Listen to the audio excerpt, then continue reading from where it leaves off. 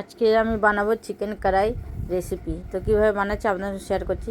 প্রথমে মাংসটা ভালো করে ধুয়ে নিয়েছি, বোনলেস চিকেন নিয়েছি, তার মধ্যে লেবু রস দিয়েছি, ভিনিগার দিয়েছি, তার মধ্যে আদা রসুন আর কাঁচা লঙ্কা পেস্ট দিয়েছি, সয়া সস দিলাম, চিলি সস দিলাম, কাশ্মীরি দিলাম, কাসুরি পাতা, নুন দিয়ে দিলাম।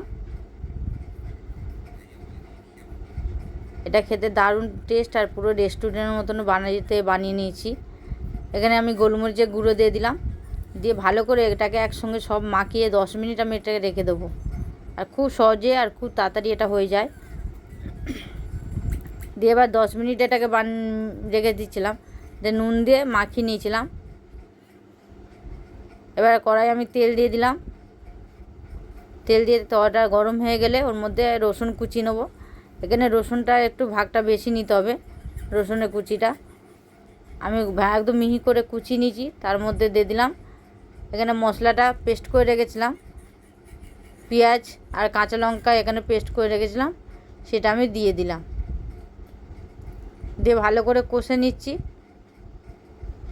খুব ভালো করে এটাকে কষে নেবো, কম আঁচে কষে নেবো, যাতে ওপরে তেল তেল ভাবটা বেরিয়ে যায়। তো এখন তেল তেল ভাব বেরিয়ে এসছে, তো তারপরে আমি চিকেনটা দিয়ে দিলাম।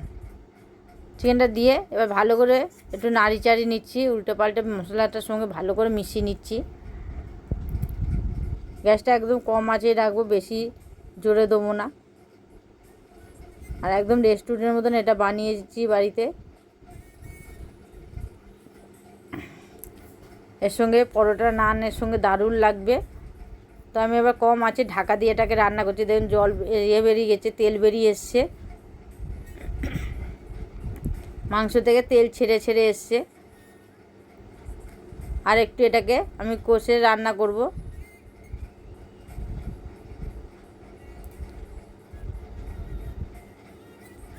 আবার একটু ঢাকা দিয়ে রান্না করে নিচ্ছি। এবার ওপর থেকে চিনি ছড়িয়ে দিলাম, একটু সামান্য টেস্টের জন্য চিনি দিয়ে দিলাম, হাফ চামচ আমি ছোটো চামচের চিনি দিয়ে দিলাম। দিয়ে ভালো করে আবার নাড়াচাড়া করে নামিয়ে নেবো এটাকে।